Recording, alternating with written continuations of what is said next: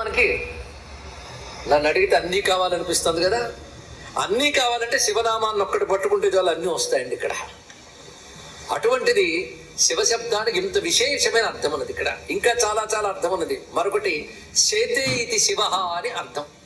శేతే ఇతి శివ అంటే ఉన్నవాడు అని అర్థం.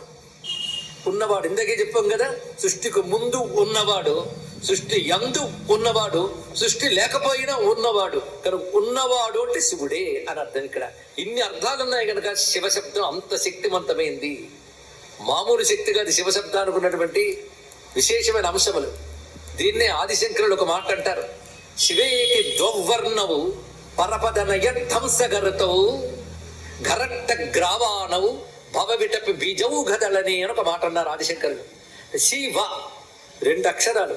ఈ రెండు అక్షరాలు ఎలాంటివంటే రెండు రెక్కలు కలిగిన హంస లాంటివిట.